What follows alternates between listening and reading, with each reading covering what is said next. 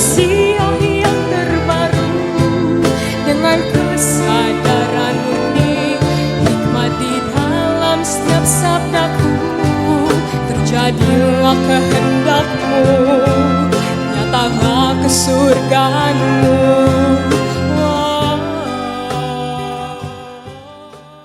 Teman-teman semua, saudara dan saudari yang saya kasihi, malam hari ini kita akan menyelami seluk-beluk meditasi atau keheningan. Kita akan sama-sama mendalami berbagai aspek tentang meditasi, tentang laku hening ini, sehingga kemudian teman-teman mengerti bahwa meditasi atau laku hening ini adalah sebuah jalan untuk mentransformasi diri, jalan untuk merevolusi diri. Nah, tentu di sini saya akan berbagi pengalaman yang nyata, pengalaman yang otentik. Bagaimana meditasi ini memang mengubah hidup saya. Dan di sini nanti kita akan bicara metode meditasi seperti apa yang kemudian akan membuat perubahan itu menjadi betul-betul nyata. Dan tentu kita akan mendalami bagaimana proses perubahan itu terjadi. Setahap demi setahap, layer demi layer keberadaan diri, sampai kemudian memang seseorang itu bisa mencapai apa yang merupakan versi terbaik dari dirinya. Makanya judul webinar kali ini kita buat ya sangat sederhana ya. Meditasi bukan sekedar memejamkan mata, tapi memang ini tentang bagaimana kita bisa mengubah diri. Sudah siap untuk kita gas ini pembelajarannya? Buat teman-teman yang belum menjadi anggota Pesona Matahari ataupun baru mengenal Pesona Matahari dan baru bergabung dengan acara kali ini, saya ucapkan juga selamat datang.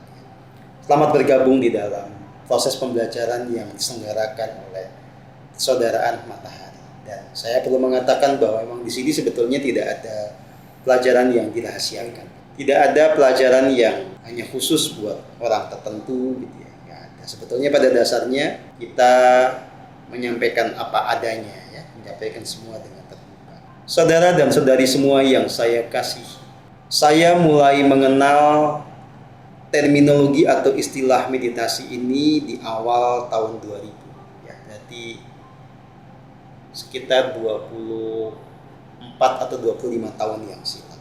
Saat itu saya sedang ada di dalam fase untuk betul-betul memenuhi kerinduan saya akan kebenaran yang sejati. Tambah pula memang pada saat itu saya merasa hidup saya belum mencapai apa yang ideal menurut diri saya. Jadi saya harus menemukan jawaban bagaimana bisa mencapai apa yang merupakan identitas dan cita-cita diri saya. Nah, tentu di masa-masa awal saya juga tidak mengerti teknik meditasi yang baik itu seperti apa. Saya belajar dengan banyak cara, membaca buku, kemudian coba menemukan guru-guru yang bisa mengajarkan tentang meditasi. Dan dalam proses belajar itu tentu saja saya mencoba berbagai teknik, bisa mengobservasi apa dampaknya, dan tentu saja ya, dalam proses belajar itu juga menemukan banyak liku-liku, banyak dinamika. Setelah perjalanan yang panjang, pada akhirnya saya menemukan imbal balik yang sepadan.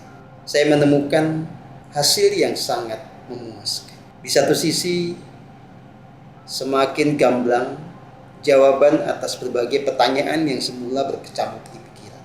Jadi dulu saya bertanya-tanya, sebetulnya Tuhan itu beneran ada atau tidak? Kalau ada itu nyatanya ya kayak apa? Terus tujuan hidup di bumi ini sebetulnya untuk apa? Untuk bisa bahagia itu sebetulnya kita harus melakukan apa? Dan banyak pertanyaan-pertanyaan lainnya kemudian betul-betul tersingkap ketika saya menjalankan laku meditasi. Bersamaan dengan itu, bukan hanya saya mendapatkan jawaban, tapi juga mengalami satu transformasi, satu perubahan yang nyata dalam kehidupan. Saya betul-betul memperhatikan bahwa lewat meditasi, penderitaan itu lama-lama sirna, berganti dengan bahagia. Meditasi membuat kita bisa mengembangkan sikap yang tepat menghadapi banyak tantangan kehidupan. Kita tidak lagi menjadi hanyut ya di dalam kekisruhan hidup.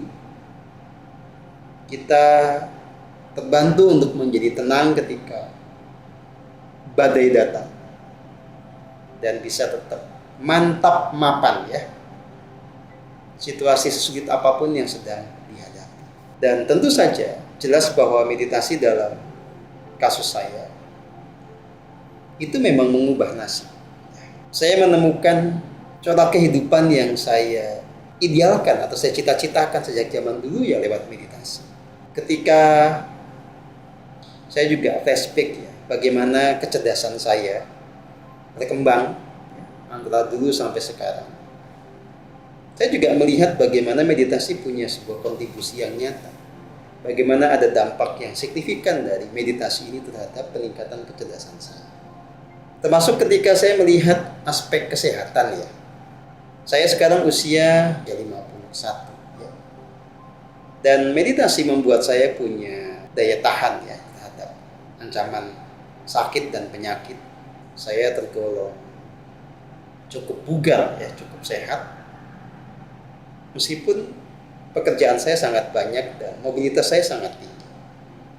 Jadi meditasi nyata-nyata memang membuat kita memang punya badan yang fit ya, punya badan yang sehat.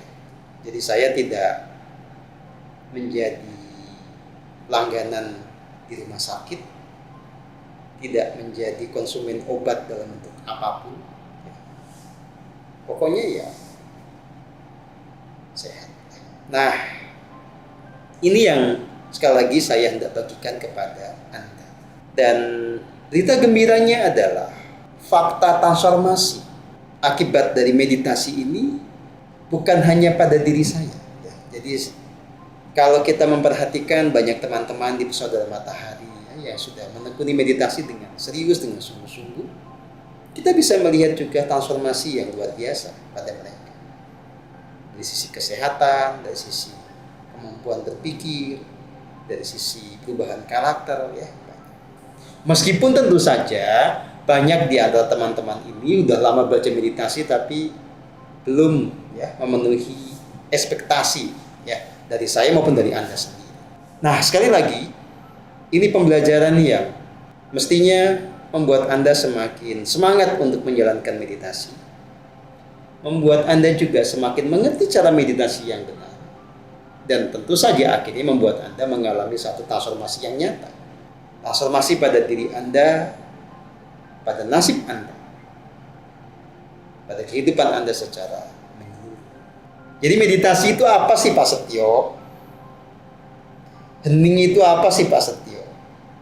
Gini, meditasi, hening ya, itu sebetulnya sami mawon alias sama saja, cuma bahasa yang berbeda karena akar bahasanya juga beda, tapi untuk menggambarkan sebuah tindakan atau kegiatan yang serupa.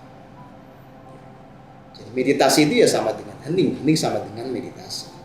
Pengertian yang paling fundamental atau mendasar adalah bahwa ini merupakan laku berkesadaran. Sebuah tindakan untuk membuat kita menjadi semakin sadar. Sadar penuh atas apa yang terjadi. Sadar penuh akan realitas diri seutuhnya. Sadar penuh akan realitas dari jagat raya ini. Juga sadar penuh atas keberadaan yang melingkupi jagat raya.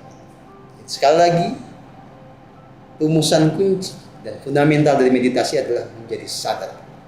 Sadar, sadar, dan sadar. Nah, di sini nanti ada orang protes. Ah, Pak Setio ini mengada-ngada. Saya ini kan sadar, nggak pingsan. Ngapain pula disadar-sadarin dong, saya udah sadar ya.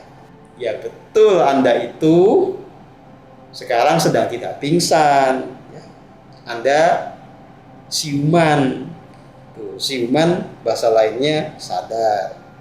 Tapi sadar yang dimaksudkan dalam konteks ini adalah berbeda dengan sadar dalam pengertian tadi sebagai lawan dari pingsan. Pada faktanya adalah kebanyakan Anda hidup tanpa kesadaran. Bukti dan contohnya apa? Sederhana. Ya. Kalau Anda sadar penuh ketika Anda minum ya, ketika Anda makan ya, itu Anda memberi perhatian penuh kepada apa yang Anda lakukan. Anda betul-betul merasakan segenap proses ketika Anda melakukan. Ya. makan minum itu, dan Anda ngerti ya apa yang betul-betul sedang Anda lakukan. Ini fakta ya. Kenapa saya bilang banyak orang tidak hidup dengan kesadaran. Kepada seseorang misalnya disuguhkan secangkir kopi yang hangat.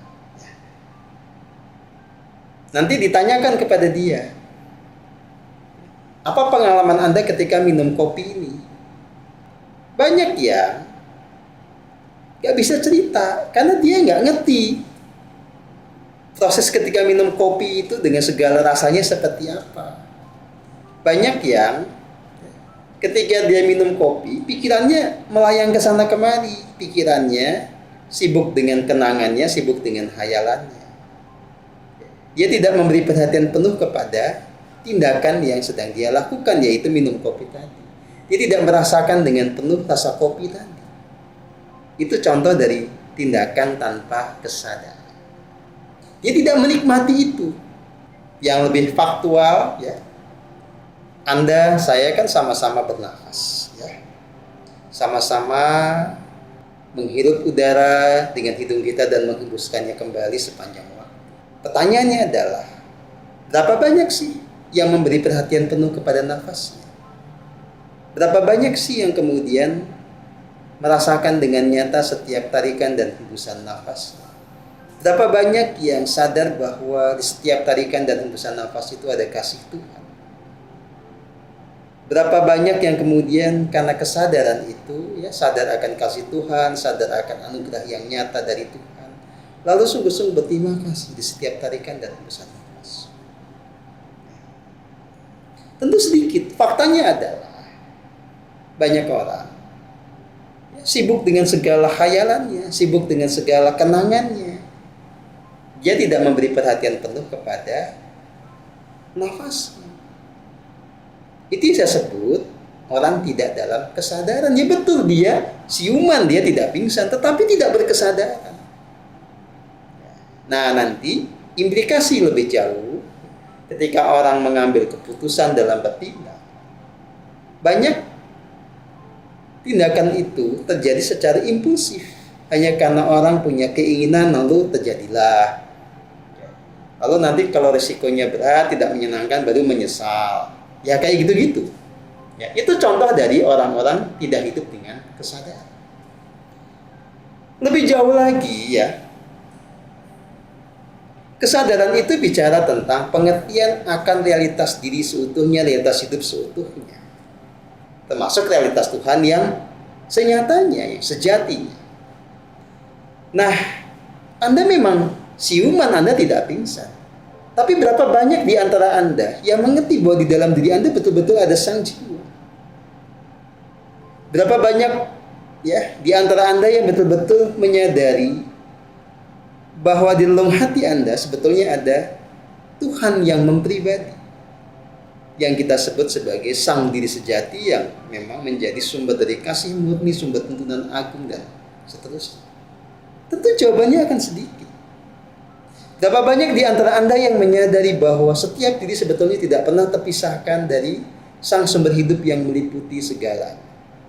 Berapa banyak di antara Anda yang selalu mengerti bahwa dirinya selalu bersama dengan sang sumber hidup itu yang melimpahkan kuasa dan kasih-Nya yang tanpa batas? Sedikit. Jadi bagaimana pula Anda bisa menyatakan Anda sadar? Enggak, Anda itu tidak sadar. Walaupun tidak pingsan. Jelas. Nah, meditasi membuat Anda menjadi sadar penuh atas apa yang sedang Anda lakukan, atas apa yang sedang Anda alami. Dan dasar dari kesadaran ini adalah ketika Anda ya, dengan pikiran Anda memberi perhatian penuh pada apapun yang sedang Anda lakukan. Memberi perhatian penuh kepada apa yang sedang Anda alami. Sehingga Anda bisa merasakan yang sedang Anda jalani, yang sedang Anda alami. Merasakan sampai pada titik Anda bisa menikmatinya. Menikmati apapun yang sedang Anda lakukan atau jalani. Menikmati apa yang sedang Anda alami. Dari situ, tumbuh pengertian. Anda mengerti, oh, pada semua yang sedang dijalani ini ada kuasa Tuhan, ada kasih Tuhan, ada anugerah yang nyata yang memicu sikap bersyukur, sikap berterima kasih. Jadi, kalau secara faktual banyak di antara manusia itu lupa bersyukur, lupa berterima kasih di setiap tarikan dan hembusan nafasnya, itu indikasi yang nyata bahwa banyak orang tidak berkesadaran. Banyak orang tidak sadar apa yang sedang dijalani, hidup yang sedang dilakukan. Apalagi tadi ya, masuk ke wilayah pengenalan diri. Jelas banyak orang nggak sadar tentang jiwanya, tentang diri sejatinya, tentang Tuhan yang melingkupi keberadaannya. Orang tuh nggak ngerti karena sibuk dengan hayalan. Banyak orang dikasih hayalan, Tuhan ada jauh di sana, cuma dia ngawasin kita. Jadi kalau kita salah dikit dia marah, ya, kita salah ngomong dia ngambek. Itu contoh-contoh dari orang tidak berkesadaran. Jadi menjadi sadar itu bukan berarti Anda tidak pingsan. Kalau tidak pingsan ya kita juga semua begitu sejak dulu ya.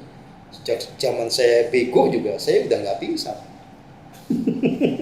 Tapi nggak pingsan bukan berarti menjadi sadar. Saya dulu nggak pingsan sekaligus nggak sadar, gimana coba. Nah, saudara dan saudari yang saya kasihi, dampak dari ketidaksadaran itu yang praktis gini.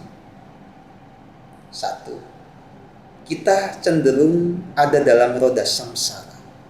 Kita cenderung ada dalam penderitaan.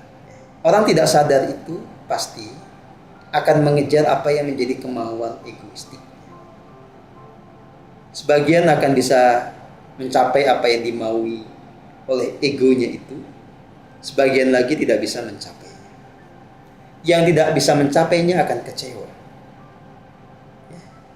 akan kesal, dan tentu saja menjadi tidak bahagia, nggak happy karena tidak mendapatkan apa yang dimau.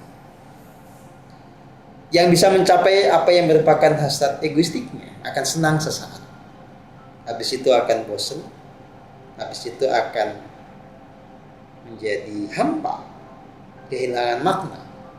Habis itu ya balik kepada penderitaan. Jadi akibat dari ketidaksadaran itu yang nyata adalah, sekali lagi, banyak di antara Anda hanyut dalam roda samsara karena tidak mencapai apa yang dimaui oleh egonya, atau mencapai dimaui oleh egonya lalu hanyut dalam kebosanan dan kehilangan makna. Ada lagi begini, guys. Anda yang punya luka batin, ya, pernah punya marah, dendam, kecewa karena merasa diperlakukan tidak adil, merasa dikhianati, merasa dikecewakan, dilukai, apapun. Itu kan tidak punya kemampuan merilis itu, tidak punya kemampuan membereskan itu dengan tuntas. Maka itu menjadi luka batin yang mengendap di dalam emosi kita, di dalam pikiran bawah sadar kita. Orang yang tidak hening itu akan begitu saja tiba-tiba mengingat masa lalu, gitu ya. Tiba-tiba ingat lagi akan rasa sakit yang pernah dialami, ingat kembali kepada semua luka yang telah terjadi, sehingga marah, kecewa yang pernah ada itu muncul kembali. Jadi ketika membiarkan pikiran mengelana ke masa lalu, hasilnya adalah sakit, kecewa, marah. Ini akibat ketidaksadaran. Ini penderitaan yang muncul karena pikiran yang liar, pikiran yang suka nyelonong sendiri ke masa silam. Ya sama saja nih, orang yang kemudian suka nyelonong pikirannya ke masa depan. Dikasih suguhan kopi, tiba-tiba dia langsung mikir, tuh iya ya, belum bayar cicilan rumah, belum ada uang buat bayar cicilan motor atau mobil, ya, belum ada uang buat bayar anak sekolah. Jadi begitu pikiran melayang ke masa depan itu, hidup jadi penuh dengan ketakutan. Waduh, iya ya, rekening tinggal dikit, besok gimana? Dia tidak menikmati apa yang ada di hadapannya, dia hanyut di dalam pikirannya. maka dia menjadi menderita. Ini ada pertanyaan dari Sahlan hilang. Siapa yang hilang, Sahlan? Sahlan mencari apa? Saya ada di sini, Sahlan. Saya tidak hilang. Nah, saya lanjutin ya. Bagaimana ketidaksadaran itu juga punya dampak yang lebih destruktif. Orang yang tidak meditasi dengan benar itu pasti ambisius. Dia punya ilusi bahwa untuk bahagia itu dia mesti bisa mencapai ini, dan yang ada di pikirannya adalah harus saya mencapai itu. Maka terjadilah ya sikap di mana dia menjadi sangat kemerungsung, dia menjadi obsesif. Dia memaksakan dirinya untuk meraih apa yang dianggap sebagai sumber kebahagiaan. Entah itu uang yang banyak, entah itu karir yang bagus, entah itu apalah. Ketika dia hidup dalam pemaksaan diri, pasti ada bagian tubuhnya yang menderita. Misalnya apa? Livernya kena. Orang yang suka memaksakan diri, livernya pasti akan melemah. Lama-lama sakit liver. Orang yang suka hanyut ya ke masa depan, tiba-tiba menjadi penuh ketakutan, khawatir nanti gimana, padahal belum kejadian. Dia akan merusak apanya? Merusak lambungnya. Ya, kalau sudah lambungnya rusak, apalagi sampai gate ya kan sengsara banget gitu. Orang yang punya luka batin, apalagi luka batin sama pasangan, dendam, marah gitu ya, karena pernah punya konflik dengan pasangan, baik yang masih ada maupun sudah pisah. Itu akan menciptakan blocking di simpul-simpul kreativitas dia. Sehingga orang bisa menjadi tidak produktif, tidak kreatif ketika dia dibakar oleh luka batinnya, hanyut oleh segala marah dan kecewanya kepada pasangan atau mantan pasangan. Sekali lagi, itu adalah contoh-contoh dari dampak destruktif ketidaksadaran. Nah, di dunia modern ini banyak orang yang memang tidak sadar, tidak hidup dalam kesadaran, tidak kenal meditasi yang sesungguhnya, sehingga ya secara umum ada dalam roda samsara ya, karena hanyut dalam hasrat egoistiknya, terjebak dalam kenangannya, terjerat oleh khayalannya, sembrono ketika ngambil keputusan. Apalagi kalau nanti kita bicara lebih detail nih, akibat tidak meditasi itu orang menjadi sangat mudah berbuat dosa. Dosa akibat pikirannya yang penuh prasangka, dosa akibat pikirannya yang penuh dengan kejahatan, yang nanti berlanjut dengan perkataan yang tidak selaras dan tindakan tidak selaras. Orang yang tidak meditasi, walaupun dia merasa benar, ya, merasa baik-baik saja, itu akan menumpuk dosa. Dan ketika segala dosa ini semakin menebal, ya, jadi bagian dari tubuh halusnya itu menjadi penuh dengan noda dosa, tinggal menunggu waktu dia untuk memetik buah perbuatannya. Dia akan memetik apa yang menjadi lanjutan karmanya. Orang yang penuh dosa itu ya macam-macam. Nanti risikonya bisa sakit lah, bisa tiba-tiba bangkrut lah, tiba-tiba kena musibah lah, apa aja. Ya, ini belum bicara nanti kalau mati, ya, ini bicara masih hidup.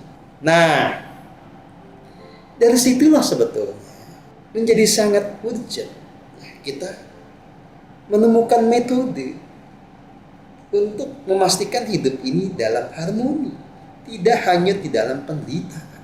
Kita membutuhkan jalan supaya kita menemukan kebahagiaan yang sejati. Nah, jalan inilah yang kita sebut sebagai laku hening atau meditasi. Termasuk begini, saudara dan saudari, ya, ini supaya semakin gamblang. Orang kalau tidak meditasi kan hidup dengan egonya, hidup untuk memenuhi segala hasrat egoistiknya, hidup sesuai dengan ilusinya, sesuai dengan apa yang dianggap baik padahal belum tentu itulah kebenaran. Kalau kemudian dia hidup berpasangan, orang egoistik itu akan punya cinta yang bersyarat. Dia akan meminta pasangannya untuk mengikuti apa yang menjadi maunya. Sebagai syarat dia memberi cinta kepadanya. Inilah akar bagaimana hubungan dalam percintaan itu menjadi sumber penderitaan. Apalagi kalau sudah masuk ke rumah tangga. Inilah pangkal bagaimana rumah tangga menjadi neraka. Rumah tangga menjadi penjara. Anda dipenjara oleh ego pasangan Anda. Anda dipenjara oleh ketakutan-ketakutan Anda. Anda menderita oleh perkelahian, pertengkaran dari dua orang yang sama-sama sibuk memenuhi egonya. Ini sekali lagi juga akibat dari tidak meditasi. Sama nanti relasi antara orang tua dengan anak gitu ya. Itu. Si orang tua merasa punya kebijaksanaan, anak harus ikuti apa yang saya mau, saya lebih tahu karena saya orang tua. Si anak nggak bisa, saya anak muda hidup di zaman yang berbeda, saya punya pilihan sendiri. Wah, itu kan biasa, nanti jadi ribut. Nah, tanpa melakukan meditasi ya, orang entah sendiri entah bersama dengan orang lain ya, itu akan cenderung untuk menderita. Ya apa enggak? Coba ya, saya ingin minta pendapat dari Anda. Apakah yang saya omongin ini sesuai dengan kenyataan atau saya mengada-ngada ya? Coba silakan, menurut pengalaman Anda bagaimana? Apakah tidak bermeditasi itu memang membuat Anda menderita? Ayo silakan ditulis di kolom komentar. Jadi tanpa kesadaran yang penuh Anda miskin yang menderita, setengah kaya setengah miskin yang menderita, kaya yang menderita. Anda kalau nggak meditasi itu jomblo menderita, punya pasangan ya menderita. Punya pasangan satu yang menderita, apalagi pasangannya lebih dari satu.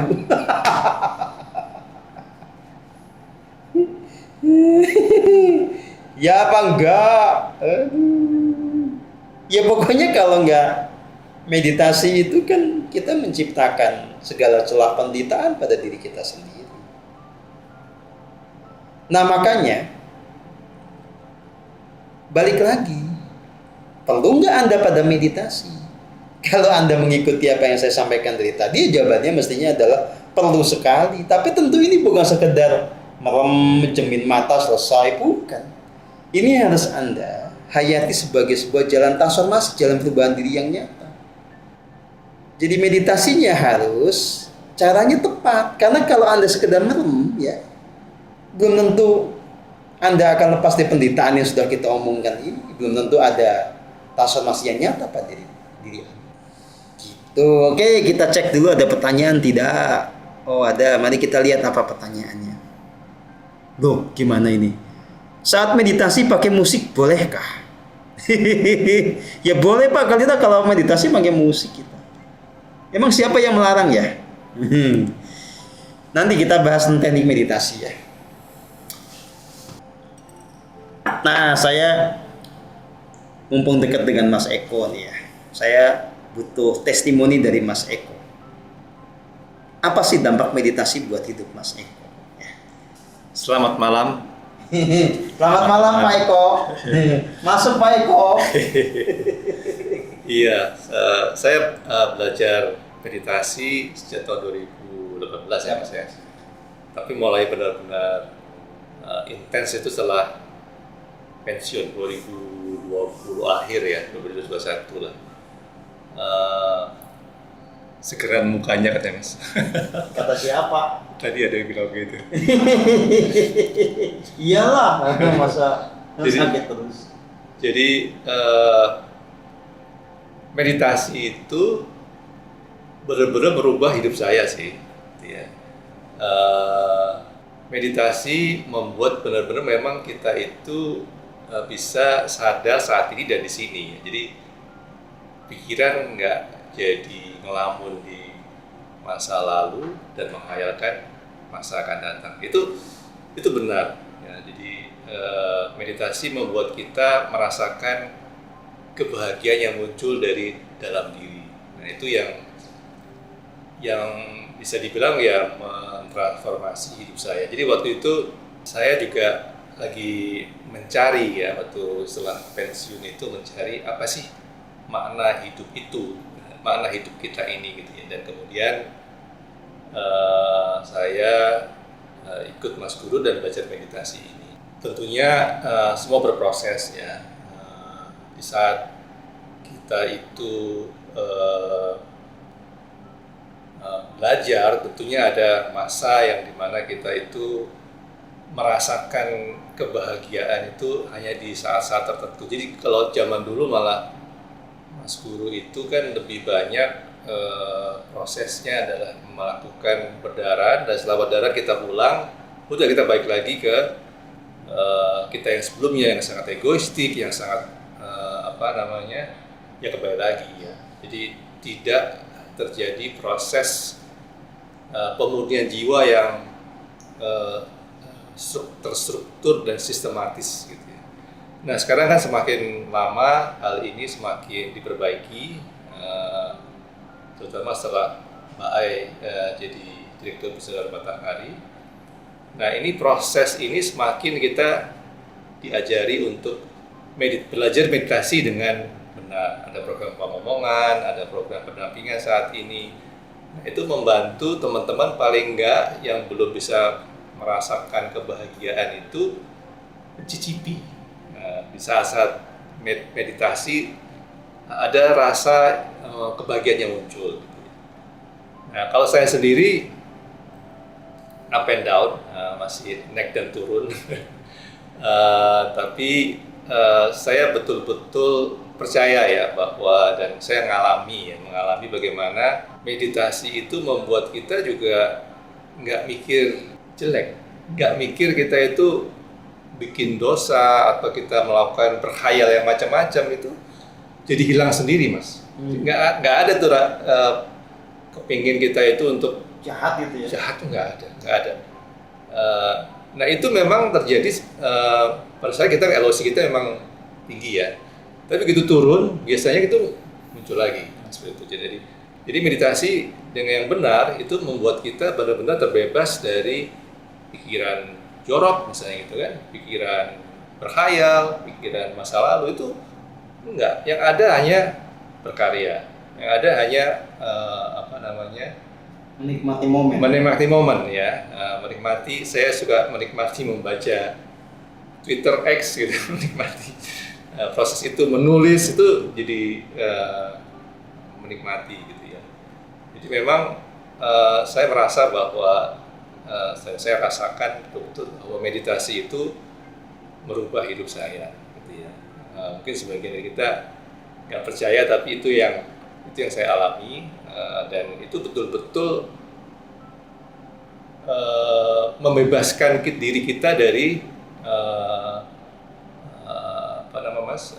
luka batin, angkara murka gitu kan. Jadi semua itu bisa nggak kepikiran untuk berbuat sesuatu atau yang jahat, angkara murka. Nggak inget juga luka batin tuh kayak nggak kepikir lagi gitu. Yang ada kenangan manis gitu ya. Jadi itu betul-betul nyata. Jadi saya berharap teman-teman juga bisa merasakannya gitu ya. Mari kita terus berjuang, dan pasti dengan kesungguhan, dengan konsistensi dan ketulusan itu akan kita bisa sampai. Ya memang ada yang bisa cepat, ada yang perlu lambat gitu ya. Tapi ya kita berusaha sebaik kita, semampu kita untuk melakukan yang terbaik yang kita bisa lakukan. Dan kalau ada istilah orang Jawa, Mas, Gusti mboten sehari. Jadi dengan kita tulus, dengan kita pasrah, selalu ada keajaiban ketika kita dalam ya. situasi yang berat ya. Saya pada saat kayak bersama dengan saya dampingi beberapa teman itu, saya lihat adalah ya dengan kesungguhan, dengan konsistensi itu akhirnya berbuah sesuatu, Mas. Nah, jadi apa yang teman-teman lakukan tidak sia-sia gitu. Jadi teman itu harus terus dilakukan, jangan patah semangat. Jadi terus kemudian karena ternyata juga gini, pada saat saya ancam teman-teman kalau memang nggak mau, udahlah nggak usah kita bimbing, malah semangat gitu ya. Jadi tapi teman-teman saya hargai ya, bahwa ya itulah kunci, atau kalau istilahnya baik teknik ya, bahwa oke, kita belajar meditasi, kadang-kadang sulit ya, kadang-kadang pikiran masih liar ya, tapi sebenarnya tekniknya yang penting adalah ketulusan. Kemudian konsistensi. Dulu zaman saya belajar tidak dibimbing sedemikian detail oleh Mbak Ai atau Mas Guru gitu ya. Tapi dengan ketulusan yang kita punya itu ya Ada lebih hasil. baik ada hasilnya. Jadi kadang-kadang memang yang diperlukan itu adalah itunya gitu. Jadi Gusti itu akan membukakan kesadaran kita di saat waktu yang tepat ya. Pesan kita itu tulus. Tapi kalau kita hanya ngejar ambisi, pengen cepet-cepet bisa dapat gitu ya, itu biasanya malah nggak dapat. Tapi kalau semakin kita pasrah, semakin kita ya itu tadi tulus gitu ya, tiba-tiba aja kebuka, tiba-tiba aja kesadaran baru muncul gitu. Jadi ya itu yang penting ya teman-teman, dan itu biasanya yang lebih sulit. Yang lebih mudah adalah ya belajar merasakan nafas, tapi ketulusan dan pasrahan itu yang sulit. Itu Mas yang saya bisa sampaikan. Terima kasih teman-teman. Teman-teman yang saya kasih, Mas Eko Nugroho adalah salah satu contoh dari murid saya, pembelajar di Pesona Matahari yang memang mengalami transformasi yang sangat signifikan ya. Jadi Anda bisa lihat bagaimana sekarang Mas Eko secara intelektual ya itu sudah bertransformasi menjadi ya bahasa saya pakar dalam geopolitik. Tulisan-tulisan Mas Eko tentang geopolitik itu bagi saya sangat bagus ya. Menurut saya tidak kalah dari Connie Bakri maupun Marty Guowi gitu. Saya sangat terbantu oleh apa yang Mas Eko tuliskan karena itu mengkonfirmasi apa yang saya temukan di dalam keheningan ya. Jadi saya mendapatkan pembuktian empirik itu lewat tulisan-tulisan Mas Eko yang memang menulis itu berdasarkan riset. Dan itu dulu jelas tidak seperti itu. Mas Eko dulu nggak jago nulis kayak begitu. Jago nulisnya itu karena meditasi. Ya, di luar bahwa Mas Eko juga lewat meditasi itu menjadi punya kecakapan dalam menghandle banyak masalah ya. Meskipun belum sempurna, tetapi dalam banyak kasus Mas Eko bisa mengambil sikap yang tepat ya. Menjadi lebih tenang, pokoknya lebih bisa memilih keputusan-keputusan tepat di dalam situasi-situasi yang sulit. Termasuk bagaimana tetap tenang ketika badai itu datang. Ya, jadi hidup ini kan nggak selamanya langsam ya, nggak selamanya landai gitu. Ya, kadang-kadang memang ada badai, itu biasa. Nah, tapi meditasi membuat kita punya ketangguhan, membuat kita punya kebijaksanaan dalam menghadapi semua yang terjadi dengan tepat, dengan benar, dan bebas dari risiko yang fatal. Begitu teman-teman semua, ya. Ini kalau Mas Glenn belum saya kasih kesempatan bicara, nanti nunggu dia konsisten setahun waras. Kalau baru 2 minggu belum sah. Nunggu setahun baru boleh bicara.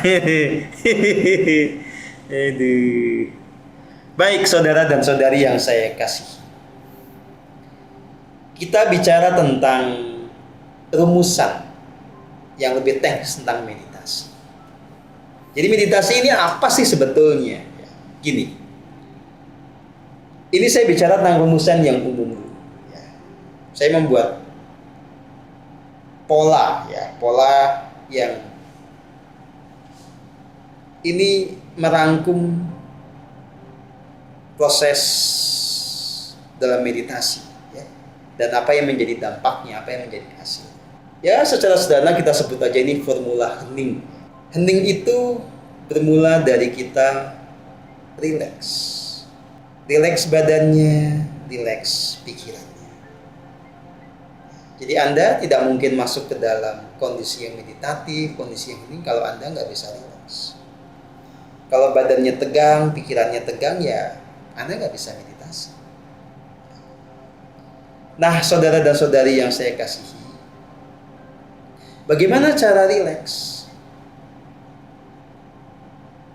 Ini beberapa panduan yang sederhana.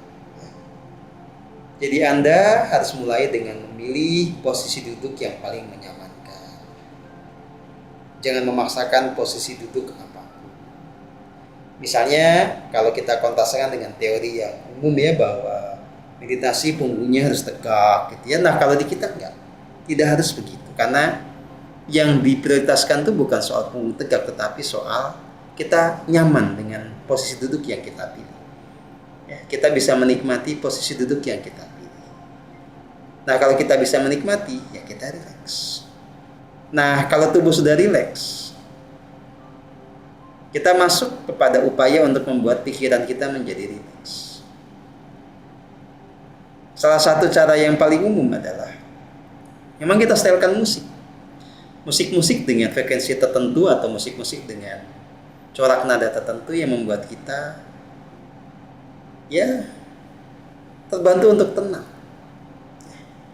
Musik-musik instrumental atau ada suaranya, ada vokal juga nggak apa-apa, tetapi intinya yang membawa ketenangan. Nah, lalu kita itu dengan sadar ya mengarahkan perhatian kita pada apa yang sedang kita hadapi.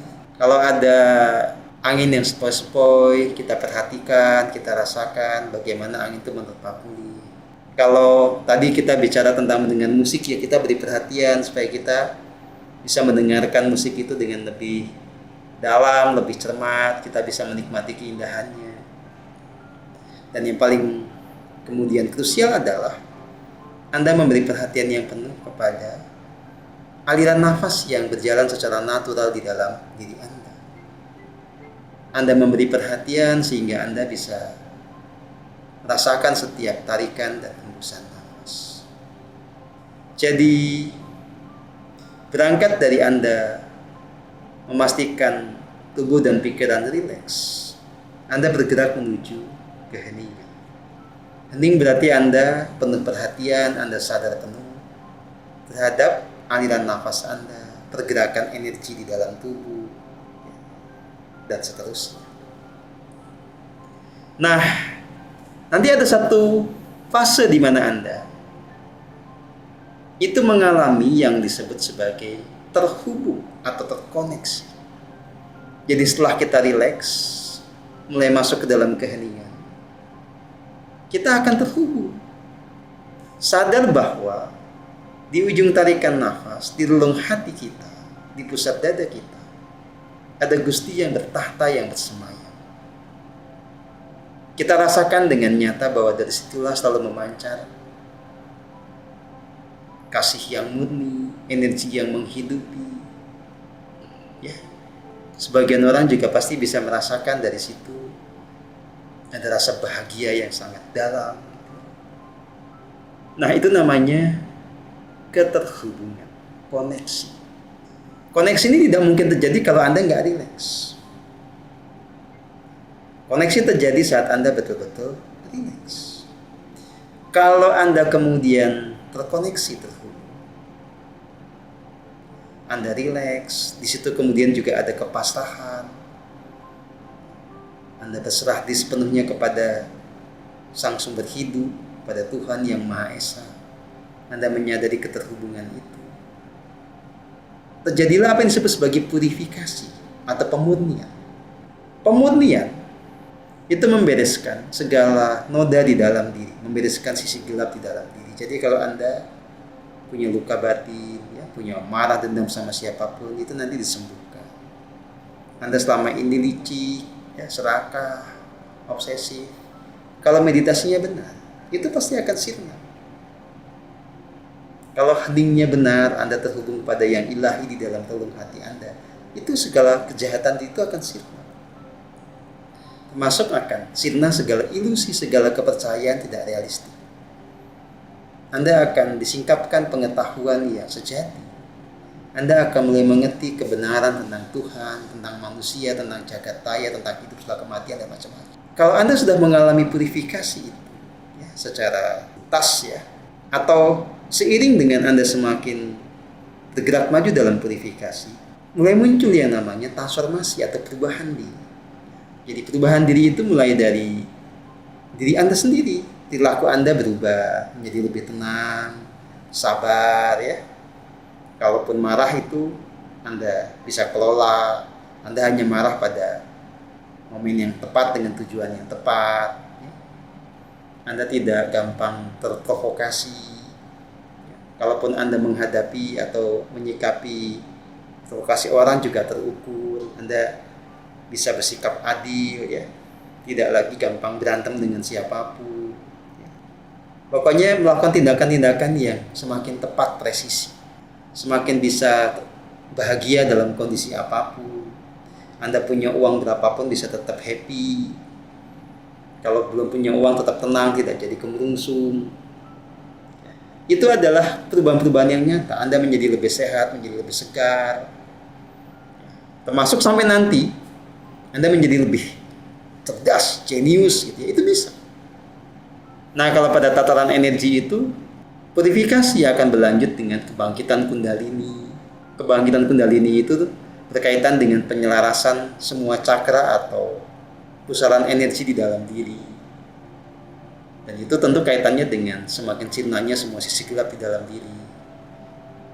Kalau kundalini sudah terbangkitkan sempurna, Anda nanti punya antahkarana namanya, penghubung dengan server pengetahuan semesta. Nanti ada lagi disebut sebagai kebangkitan Merkaba. Macam-macam itu adalah fenomena-fenomena di dunia spiritual tingkat lanjut ya, yang pasti akan dialami oleh siapapun yang telah mengalami purifikasi. Transformasi yang berjalan terus-menerus akan membuat Anda merealisasikan potensi terbaik, merealisasikan segenap benih keilahian di dalam diri Anda. Makanya nanti di fase puncak, ya, salah satu ujung dari perjalanan belajar meditasi adalah Anda menjadi manusia ilahi, menjadi jiwa ilahi, jiwa yang bisa merealisasikan kualitas ketuhanan dalam pengetahuan, kebijaksanaan, kasih, apa.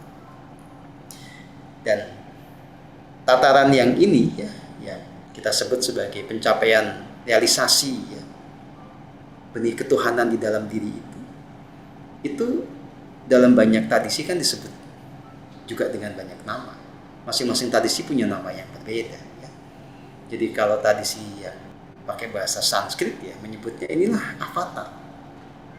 Kalau pakai bahasa Ibrani ya ini namanya Mesiah, Al-Masih, atau bahasa Arab itu Al-Masih, Kristus yang diurapi, yang memang ditahbiskan sebagai jiwa yang ilahiyah. Macam-macam itu istilah-istilah dari berbagai bahasa itu, apapun bisa. Tapi saya menjelaskan kan kenyataan. Nah, kalaupun Anda belum bisa mencapai itu atau dalam kehidupan sekarang itu terlalu jauh ya untuk mencapai fase ini, paling enggak Anda bisa ada di fase di mana mulai mengalami hidup surgawi secara lebih konsisten, mengalami purifikasi yang cukup signifikan sehingga Anda tidak lagi terjebak dalam roda samsara. Makanya kalau di episode matahari itu kita punya parameter-parameter untuk mengevaluasi perkembangan Anda.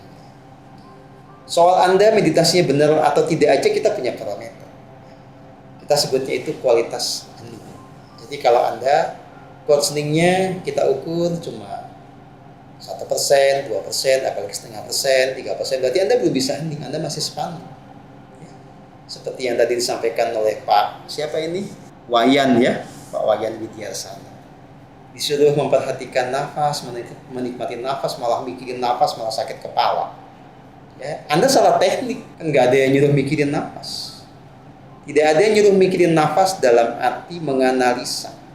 Apalagi nanti jatuhnya mengatur-ngatur nafas. Ya Anda nanti sakit pernafasan kalau gitu caranya. Udah sakit kepala, sakit pernafasan. Saya nggak ngajarin. Anda merumit-rumitkan masalah namanya. Merumit-rumitkan hal yang sebetulnya sederhana. Nanti kita bahas lagi lebih detail. Intinya, kita punya parameter evaluasi menyangkut kualitas proses.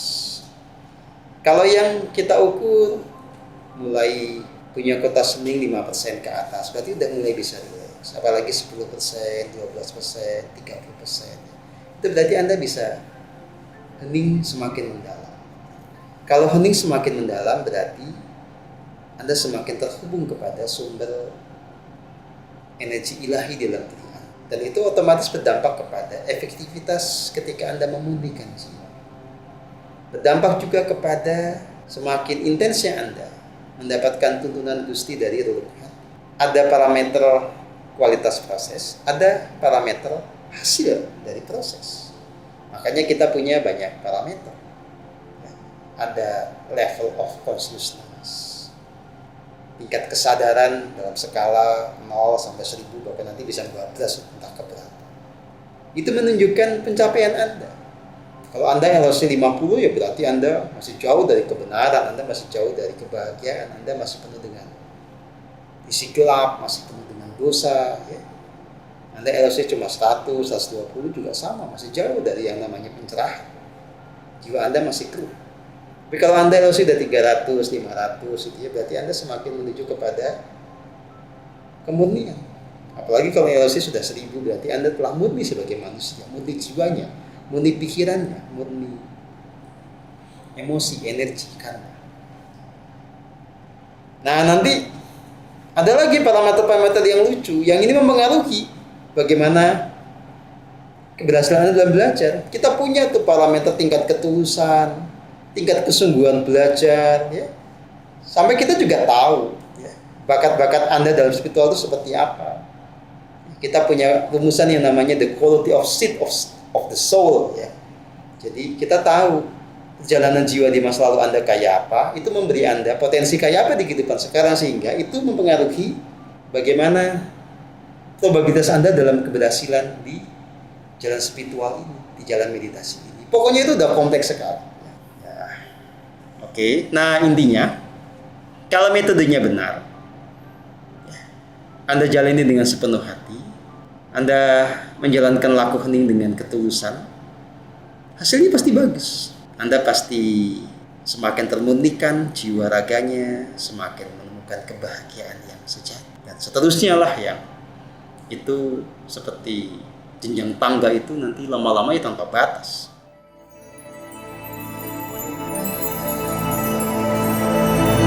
Persaudaraan Matahari, Sekolah Kehidupan.